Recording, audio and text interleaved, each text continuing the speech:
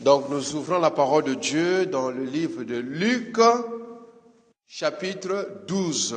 Nous allons lire à partir du verset 13 jusqu'au verset 21. Luc chapitre 12, le verset 13 à 21. Quelqu'un dit à Jésus, du milieu de la foule, « Maître, dis à mon frère de partager avec moi notre héritage. » Jésus lui répondit, « Ô homme, qui m'a établi pour être votre juge, pour faire vos partages? » Puis il leur dit, « Gardez-vous avec soin de toute avarice, car la vie d'un homme ne dépend pas de ses biens, fût-il dans l'abondance. » Et il leur dit cette parabole. Les terres d'un homme riche avaient beaucoup rapporté. Et il raisonnait en lui-même, disant, « Que ferai-je? Car je n'ai pas de place pour serrer ma récolte. Voici, dit-il, ce que je ferai. J'abattrai mes greniers, j'en bâtirai de plus grands, j'y amasserai toute ma récolte et tous mes biens. Et je dirai à mon âme, tu as beaucoup de biens en réserve pour plusieurs années. Repose-toi, mange, bois et réjouis-toi. » Mais Dieu lui dit, « Insensé, cette nuit même, ton âme te sera redemandée. Et ce que tu as préparé, pour qui cela sera-t-il? Il en est ainsi de celui qui amasse des trésors pour lui-même et qui n'est pas riche pour Dieu. » Alléluia. Donc ce thème de ce soir, c'est « Soyons riches pour Dieu ». C'est le thème de ce soir. Depuis ce matin, cette parole est en train de revenir toujours dans mon esprit. Cette parole me revenait toujours d'être riche pour Dieu.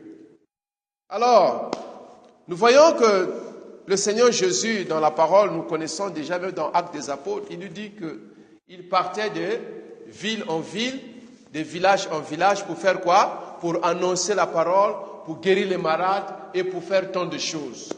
Et dans sa mission, voilà, il était accompagné avec des disciples, avec une grande foule. Et dans cette foule, une personne va s'approcher de lui. Et il va demander une chose étonnante au Seigneur. Parce que la plupart des gens qui venaient vers Christ, ils venaient avec des questions. Ou bien ils pouvaient même dire, que puis-je faire pour rentrer dans le royaume des cieux? Et d'autres venaient avec d'autres problèmes, soit la guérison, soit ils étaient malades. Soit ils voulaient comprendre aussi les Écritures, ou peut-être même pour tenter le Seigneur, pour le prouver. Mais cette fois-ci, celui-là, il vient avec un autre problème, un problème d'héritage. C'est comme si le Seigneur Jésus était juge. C'est comme s'il était comment on appelle encore, un huissier de justice. Et il est venu nous poser le problème que non, il faut essayer de nous départager avec mon frère. Parce qu'ils avaient un problème d'héritage. C'est bizarre, hein? Tout ce qui est héritage aussi, je ne suis pas souvent motivé avec cela. Je trouve toujours pas trop bien de vouloir se préoccuper de tout ce qui est héritage. On doit plutôt peut-être essayer de travailler pour nous-mêmes. Ou si Dieu le permet que nos parents nous laissent des biens, ok, gloire à Dieu. Mais cela ne doit pas être toujours notre motivation. Et souvent, le problème d'héritage aussi, ça amène même de la guerre, ça peut même amener la mort.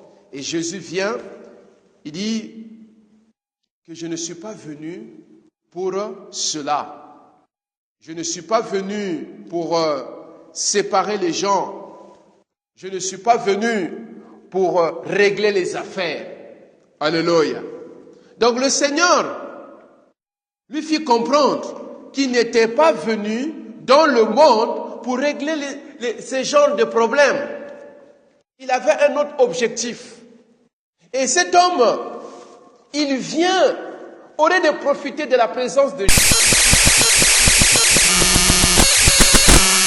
peut-être même pour vouloir même le suivre, mais cet homme vient avec une pensée charnelle. Pourquoi? Cette personne se préoccupait de la richesse. Ce qui était dans son cœur, ce qui était dans ses pensées, c'était vraiment la richesse. Mes amis, la richesse n'est pas une mauvaise chose. En tout cas, être riche, ce n'est pas une mauvaise chose. À moins ceci que nous soyons hypocrites, sinon chacun de nous aime être riche. Alléluia. On aime quand même avoir tout ce qu'il faut. Mais qu'est-ce que la richesse? La richesse, le dictionnaire dit que c'est l'opulence, c'est l'abondance de biens. C'est l'abondance de biens. C'est avoir les choses qui coûtent. C'est avoir les choses de valeur.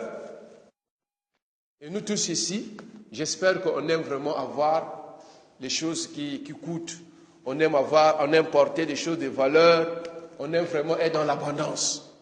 Et ce n'est pas là, d'abord, se trouve le problème.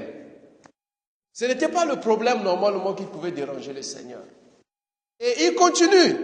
Il dit, bon, je vais vous donner une parabole pour vous faire comprendre que ce n'est pas les biens matériels, ce n'est pas l'argent qui fait de sorte que vous puissiez bien vivre, que vous puissiez exister, que vous puissiez avoir de la valeur. Et vraiment, le Seigneur va donner maintenant une parabole. Et dans cette parabole, il va prendre un fermier, un cultivateur. Et non seulement il avait de terre, mais il avait aussi bien cultivé. Il avait bien cultivé, il avait bien travaillé, il était satisfait du résultat de son travail. Il avait beaucoup moissonné. Donc, ici, le Seigneur ne condamne pas, il ne dit pas qu'il ne faut pas beaucoup travailler. Il ne condamne pas que ce cultivateur plutôt ne devait pas peut-être avoir une bonne moisson. Ce n'est pas cela que le Seigneur te dit. Mais le Seigneur nous montre la conclusion de cette personne. Qu'est-ce que cette personne va dire? Il va dire ceci. Il raisonnait en lui-même, dit, que ferai-je, car je n'ai pas de place pour serrer ma récolte. Voici ce que je ferai. J'abattrai mes greniers, j'en bâtirai de plus grands, j'y masserai toute ma récolte et tous mes biens. Et je dirai à mon âme, tu as beaucoup de biens en réserve pour plusieurs années, repose-toi, mange, bois et réjouis-toi. En fait, ce fermier, il était riche pour lui-même. Alléluia. Il était riche pour lui-même. Voilà le problème. Donc tout ce qu'il avait amassé, il n'avait aucune intention pour les autres. Il n'avait aucune intention pour même chercher à investir pour l'avancement même du royaume de Dieu. Il n'avait même pas il ne considérait même pas Dieu. Donc il était riche pour lui-même. Et il avait confiance dans sa richesse. Donc, il était riche sans Dieu. Voilà le problème. Il n'avait aucun projet pour Dieu. Il n'avait aucun projet pour les autres. Et il voulait juste avoir tout ce bien pour lui-même. Voilà, il cherche même l'endroit pour garder tout ce qu'il avait comme récolte. Qu'est-ce que cela nous enseigne ce soir? Notre monde d'aujourd'hui, je vous dis la vérité, se préoccupe plus du bien matériel.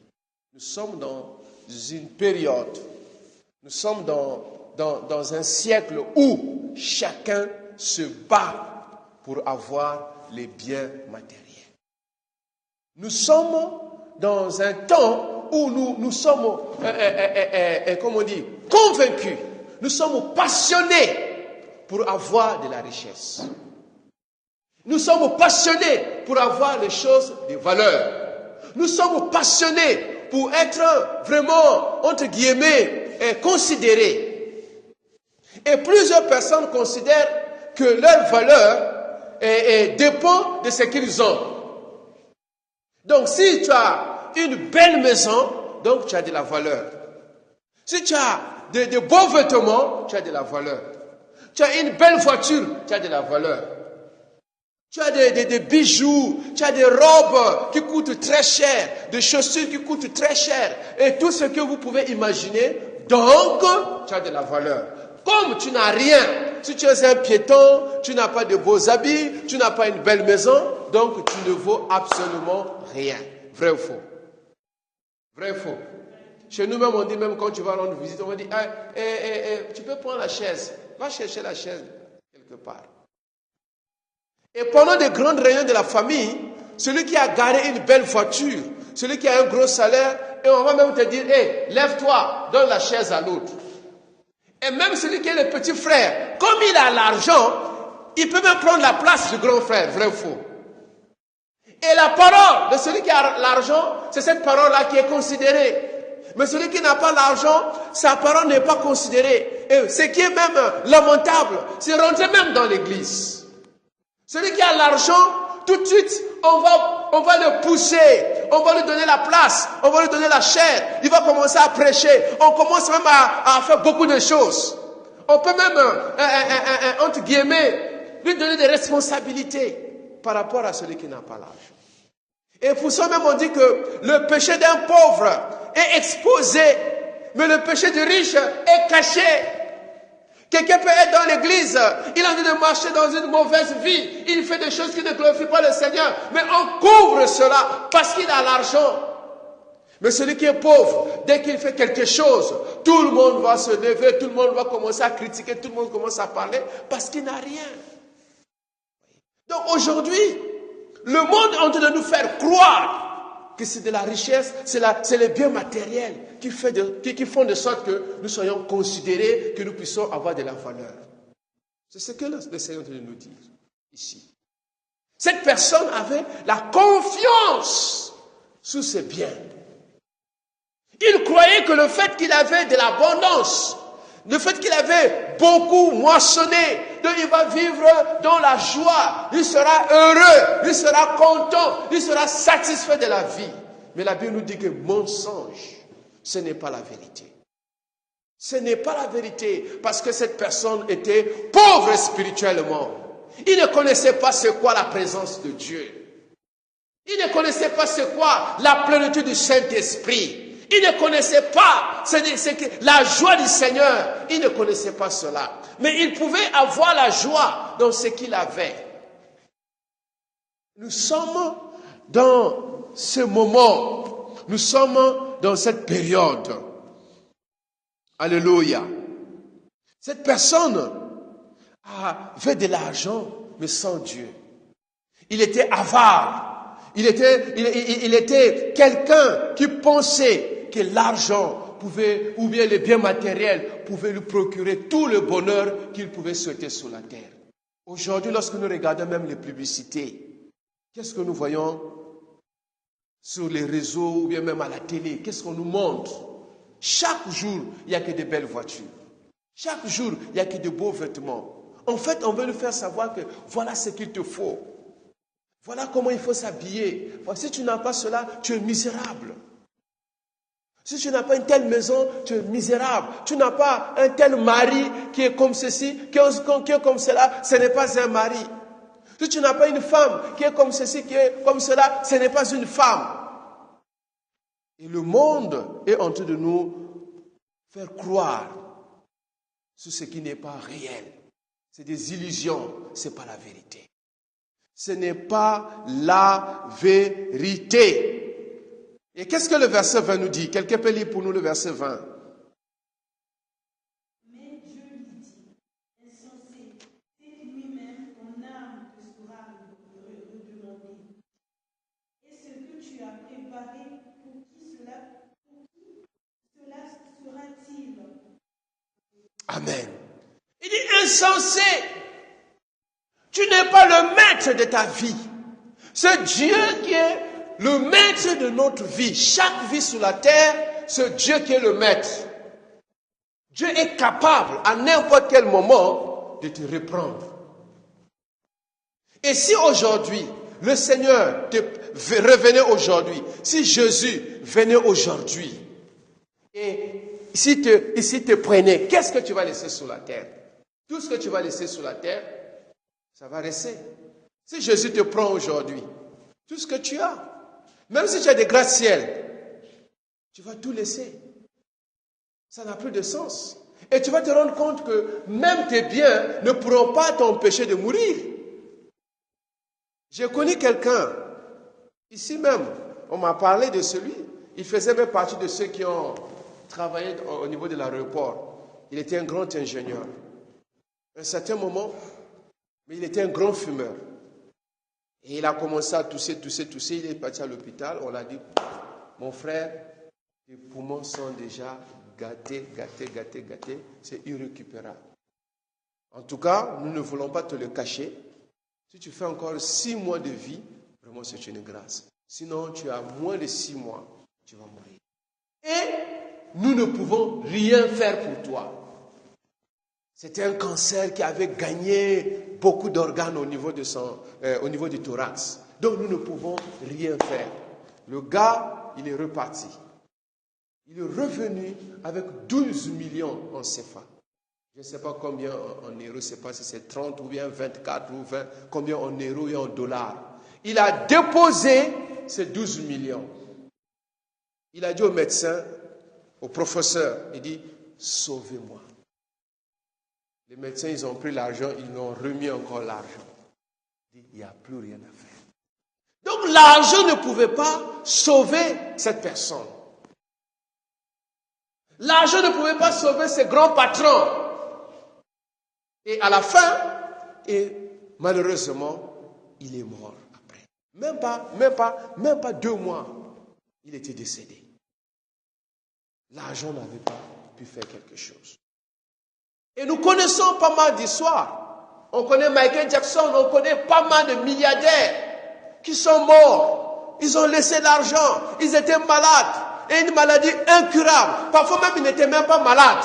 La personne n'était même pas malade, elle était là dans la journée et la personne va aller se coucher, paf, elle est partie. Donc ce n'est pas l'argent qui doit être l'objectif de notre vie sur la terre. On n'est pas venu sur la terre pour avoir de l'argent, des biens matériels. Oui, on peut avoir de l'argent. On a besoin d'argent. Mais juste pour utiliser cet argent-là pour autre chose.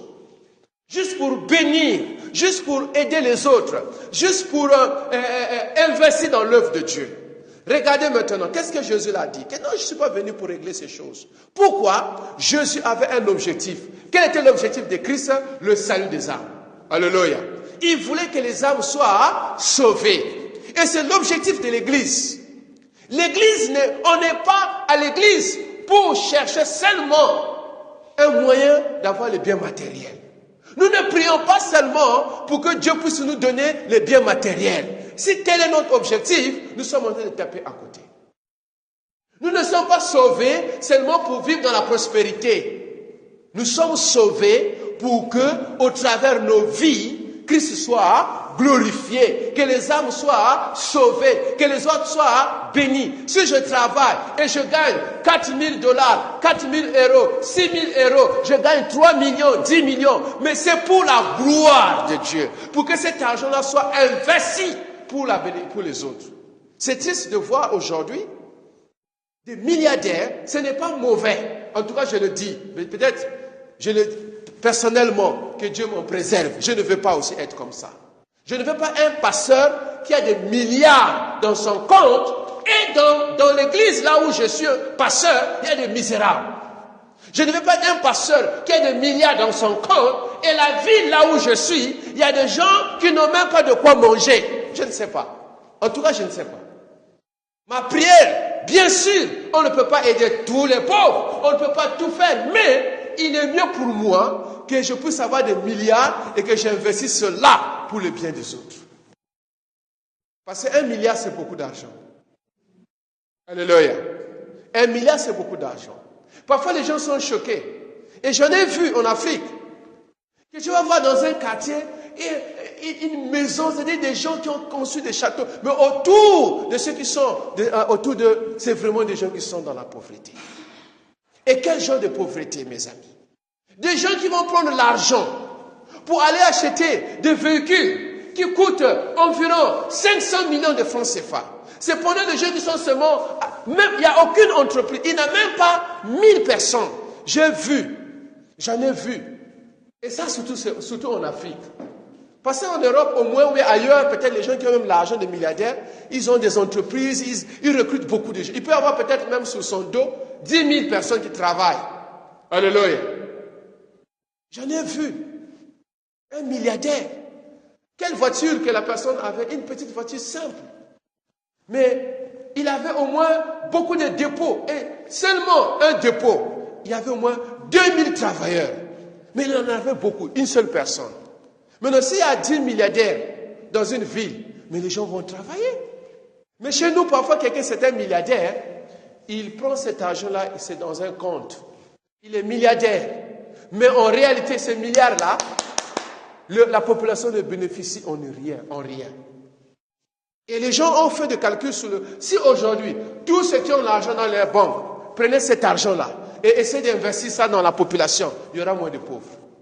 Même le gouvernement, à un certain moment, même si le gouvernement paye les gens, ne paye pas les gens vont fonctionner parce que l'argent va circuler.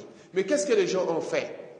C'est la même chose comme ce cultivateur-là. Il a cherché à stocker et il va faire retraite anticipée. Je vais m'asseoir et je vais manger tranquillement. Et les autres, et les veuves, et les orphelins, et les gens qui sont de crever dans leur maison, les malades dans les hôpitaux, qui n'ont même rien à manger, qui n'ont même pas des ordonnances. Ce n'est pas mauvais d'être riche. Ce n'est pas mauvais qu'on puisse travailler pour avoir de l'argent. Oui, nous devons travailler beaucoup même pour avoir de l'argent. Mais pour que cet argent-là puisse être pour le bien de tout le monde. Pour le bien de ta famille, de l'église et de tous ceux qui sont autour de toi. Et aujourd'hui, en tant qu'église, nous sommes en train de dévier. Nous sommes en train de dévier petit à petit. Les chrétiens aujourd'hui sont plus motivés pour les gains. Ils sont plus motivés pour les biens matériels que pour l'œuvre de Dieu. Et nous sommes plus motivés pour nous-mêmes que pour les autres. Parfois, je suis choqué. Je vous dis la vérité. Parfois, je suis tellement choqué d'être dans une église. Parfois, on est dans une église. Il y a des gens qui sont dans l'église qui souffrent tellement comme tu ne peux pas imaginer. Mais dans la même église, il y a des gens qui jettent la nourriture à la poubelle. N'est-ce pas? Tu peux voir quelqu'un qui change de costume. Chaque dimanche, cette personne a une nouvelle tenue. Chaque dimanche, cette personne a une nouvelle tenue. Mais il y a des frères et des sœurs dans l'église qui portent les mêmes tenues chaque dimanche. Pour eux, ce n'est pas leur problème. On n'est pas loin de ce monsieur. On n'est pas loin de ce monsieur. Et aujourd'hui, même dans l'église, même nous les pasteurs, on est prêt à dépouiller les gens. On est prêt à escroquer les gens. Pourquoi? Pour les biens matériels. Pour les biens matériels. Et aujourd'hui, les chrétiens sont en train de gaspiller. Combien de chrétiens, parfois, nous gaspillons de l'argent? Nous gaspillons de l'argent sur des choses inutiles. Tu vas acheter des vêtements très chers, des montres très chères, des habits, comment on appelle ça? Des portables très chers, des véhicules, beaucoup de choses parfois que nous achetons qui n'ont pas de sens. C'est juste pour notre esthétique, c'est juste pour notre opulence, c'est fini. Ce n'est même pas pour manger, ce n'est même pas pour être dans de très bonnes conditions. Oui, nous devons vivre dans de très bonnes conditions. Oui, nous devons porter de beaux vêtements. Oui, nous devons avoir de belles voitures. Mais cela ne doit pas être l'objectif. Cela ne doit pas être notre but. Nous sommes sur la terre pour faire la volonté de notre Père. Nous sommes sur la terre pour travailler afin que l'œuvre de Dieu avance. Nous sommes sur la terre. Chaque personne, c'est un missionnaire. Nous sommes tous des missionnaires. Parfois, nous pensons que les missionnaires, c'est ceux-là qu'on a choisis dans une église, qu'on a envoyés dans un autre pays ou dans une ville. On dit, voilà les missionnaires. Et nous ne sommes pas des missionnaires. Chacun de nous, c'est un missionnaire sur la terre. Tu es venu pour l'œuvre de ton Père. C'est ce que le Seigneur disait. Je suis venu pour accomplir l'œuvre de mon Père, pour faire la volonté de mon Père. Et qu'est-ce que tu es venu faire? On n'est pas venu seulement pour se marier, faire les enfants, construire une maison, avoir des véhicules, et puis dire, voilà, j'ai réussi dans la vie. Mais tu es pauvre. Tu es pauvre pour Dieu. Nous devons nous préoccuper d'abord de la richesse spirituelle. Si on est là ce soir, parce que nous voulons être riches spirituellement. Si on est là, c'est parce que nous voulons être en communion, nous voulons être en intimité avec le Seigneur.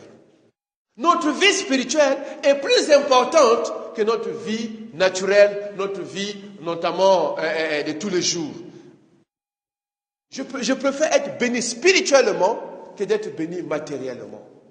Parce que si tu es béni spirituellement, la présence de Dieu est avec toi. Dieu va te protéger.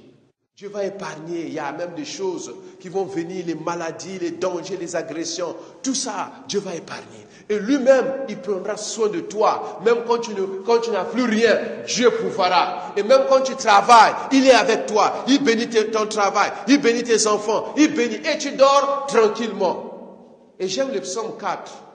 Le verset 7 à 8, il dit que je m'endors, je m'en couche car le Seigneur est avec moi. Je suis dans la paix. Combien de gens qui ont l'argent, mais ils ne peuvent pas dormir. Alors, qu'est-ce qui montre encore notre cœur que vraiment nous sommes avarice? C'est à cause, nous avons de l'avarice, c'est à cause de notre motivation. Notre motivation des choses, notre motivation dans le travail, parfois, peut prendre la place de Dieu. Et comme je le dis toujours, on peut être zélé, très zélé pour l'argent. On peut être très zélé pour les biens matériels. On peut se casser la tête. On peut se tuer. On peut même se réveiller à 4 heures du matin, à 3 heures, à 5 heures pour aller travailler parce qu'on veut avoir de l'argent. Mais tout ce que nous sommes en train de faire pour avoir de l'argent, on ne peut pas le faire pour Dieu. Voilà là où se trouve le problème. Or, de la même manière que nous sommes prêts à se casser la tête, à investir pour étudier, pour avoir de l'argent, et c'est comme cela aussi, plus que même, que nous devons faire pour l'œuvre de Dieu. Aujourd'hui, rares sont les gens que tu vas voir que il est sorti, la personne est sortie, elle est sortie, il va aller évangéliser. Rare. Il y a même des gens même qui veulent même que pour aller évangéliser, il faut qu'on leur donne de l'argent. Il faut qu'on leur donne des transports. Ils vont dire beaucoup de choses juste pour faire l'œuvre même de Dieu. Il y a même des gens, ils veulent même qu'on puisse les supplier. C'est comme si on dit, frère, il faut venir à l'église, frère, il faut aller prêcher, frère, il faut faire ceci. Vous voyez? Mais pour chercher de l'argent, on ne supplie personne. Chacun se lève, il commence à chercher l'argent. Mais pour l'œuvre de Dieu, on a des problèmes. On a des problèmes. Personne ne se préoccupe même des autres, de l'autre. L'autre ne vient pas, l'autre même est dans une situation difficile, l'autre même est tombé dans le péché. Personne ne se préoccupe. Personne. Et nous cherchons seulement ceux qui ont l'argent. Il y a un frère, quand il venait dans une église, il avait des moyens.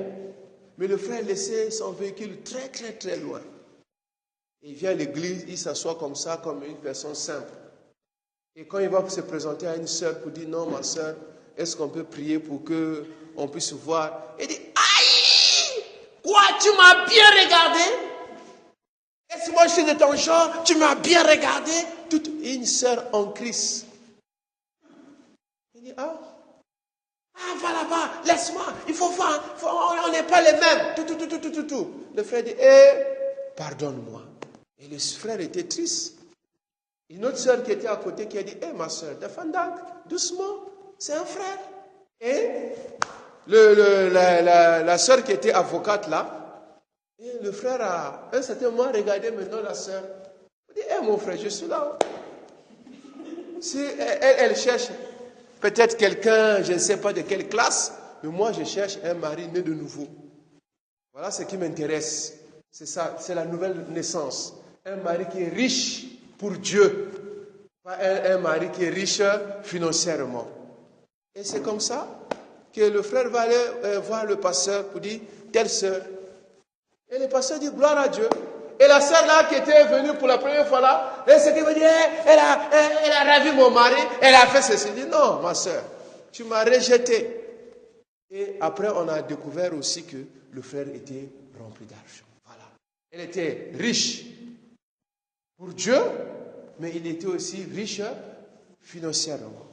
L'amour de l'argent, c'est tout ce qui amène des problèmes dans notre vie. L'argent n'est pas mauvais, mais c'est l'amour de l'argent qui est un problème. C'est ce que l'apôtre Paul dit à Timothée dans 1 Timothée chapitre 6. Alléluia. Quelqu'un peut lire ça rapidement. 1 Timothée chapitre 6 verset 10. On va clôturer avec cela. Quelqu'un va lire rapidement. 1 Timothée 6, 10. Qui est-ce qui a trouvé? 1 Timothée chapitre 6 verset 10.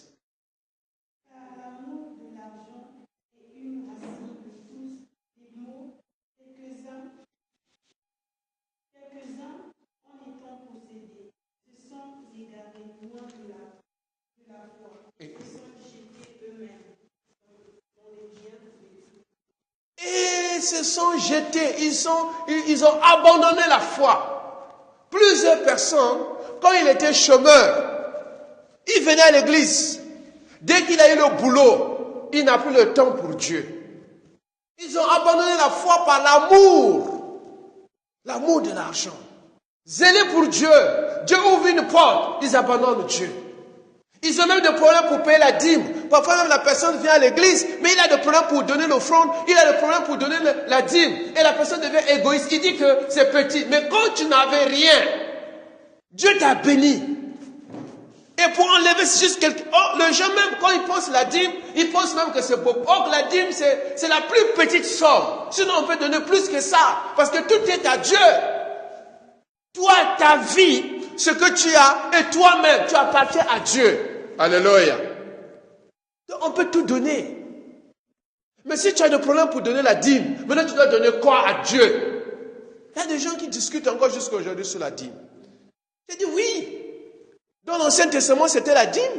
Mais dans le Nouveau Testament, ce n'est plus la dîme, c'est 100%. Alors, si le Seigneur, même si l'Église a pitié de toi, pour que tu donnes seulement 10%, tu as de bouder, est-ce que tu peux donner 100%? Oui.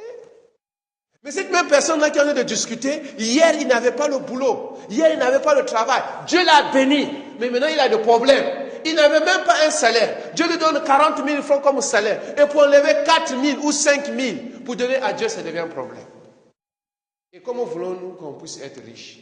Et la plupart de ces gens-là, qui ont le cœur, qui sont égoïstes, mais qui ont vraiment le cœur pour l'argent, ils ne peuvent pas aller loin avec le Seigneur. Ou bien, ils vont abandonner la foi et ils vont prospérer selon le monde. Ils auront la richesse selon le monde. Beaucoup de gens, ils ont même beaucoup de filles, de sœurs, ils ont perdu leur virginité par l'amour de l'argent.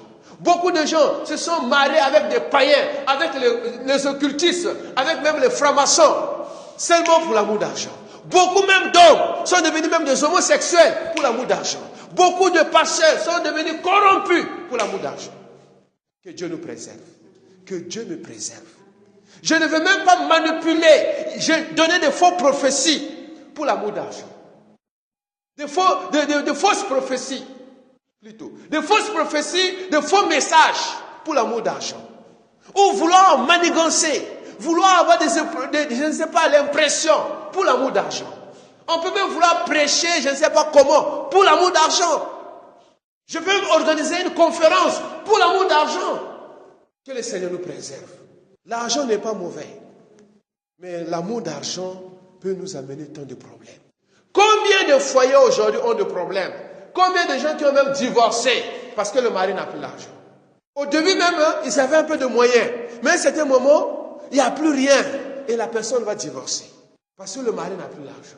Combien de femmes aujourd'hui ont créé des problèmes dans la vie de dans leur couple parce que le mari n'a pas acheté telle chose ou telle chose? Combien de femmes? Je bénis le Seigneur. En tout cas, je bénis le Seigneur pour la bénédiction que le Seigneur m'a donnée, maman. Jusqu'à aujourd'hui, Ophélie ne me demande rien. Jamais elle me dit, non, il faut m'acheter ceci, il faut m'acheter cela. Je ne sais pas ça. Et ce qui est bien, elle s'habille, le Seigneur nous habille. Dieu nous donne. Dieu lui-même nous donne. Et parfois même, Dieu nous donne au-delà de ce qu'on peut même penser. Alléluia. Il nous bénit au-delà. Donc, mon frère, ma soeur, ne soyons pas des gens qui sont venus sur la terre avec une détermination d'avoir les biens matériels. Ça doit être secondaire. Mais nous sommes venus sur la terre afin que le royaume de Dieu avance. Si Dieu me bénit avec l'argent, je dois prendre cet argent-là pour que les âmes soient sauvées.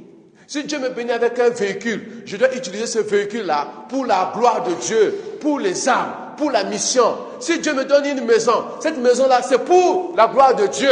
Tout ce que nous pouvons avoir, c'est pour la gloire de Dieu. Oui, je dois avoir les millions. Oui, je dois avoir les milliards. Mais ces milliards-là, c'est pour investir dans la vie des gens.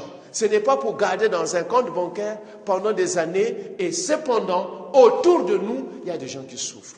Je suis choqué, je vous dis la vérité. Tu es un pasteur, tu as un chien, et le budget du chien, ça va même jusqu'à 400 000. Cependant, même, il y a des gens qui sont autour de toi, qui sont et puis tu es fier. Il dit, j'ai des chiens, j'ai mes chiens j'ai un budget, mon chien a un budget de 400 000, et tu le dis même, tu es même content. Qu'est-ce que cela veut dire?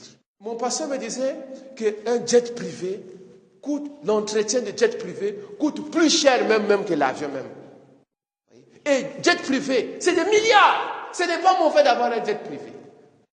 Mais avoir un jet privé dans une nation ou dans un quartier ou dans une ville où les gens meurent de faim, en tout cas pour moi, j'ai un petit souci. Pour moi, en tout cas, j'ai un problème. J'ai un problème par rapport à ça. Dieu peut nous bénir, mais pour faire du bien, pour investir. Pour investir. Acheter des médicaments pour les autres. La plupart des médicaments qu'on donne de VIH, c'est les autres qui achètent ça. Même les moustiquaires. C'est Bush qui a investi de l'argent pour acheter les moustiquaires ici en Afrique. Et les milliardaires africains. Qu'est-ce qu'on fait? On insulte les Américains, on insulte même les Trump, on est en train de l'insulter. Mais bientôt, c'est eux qui vont investir des milliards pour nous traiter. Cependant, autour de nous, il y a des milliardaires. Il y a combien de milliardaires ici au Sénégal? Il y a combien de milliardaires en Afrique? Mais qu'est-ce que nous faisons avec ces milliards-là? Que Dieu nous préserve. Que le Seigneur nous préserve. Seigneur, je veux t'aimer plus que l'argent. Je veux vivre pour faire ta volonté. Et ma vie ne se mesure pas sur ce que j'ai. J'ai de la valeur en tant qu'enfant de Dieu. Tu as de la valeur en tant que disciple de Jésus. Tu as de la valeur en tant que serviteur de Dieu, en tant que serviteur de l'Éternel. Ta valeur ne dépend pas de tes talents. Ta valeur ne dépend pas du véhicule. Ta valeur ne dépend pas de ton compte bancaire ni de ton salaire. Tu as de la valeur en Jésus. Demande la grâce. Que le Seigneur préserve nos cœurs. Demandons la grâce ce soir. Seigneur, préserve-moi de ne pas être passionné, de ne pas être motivé, Seigneur Dieu, pour l'argent. De ne pas faire des manigances. De ne pas me préoccuper seulement des choses de ce monde, mais que je puisse me préoccuper de ton œuvre et de l'avancement de ton royaume. Commençons à prier, commençons à demander.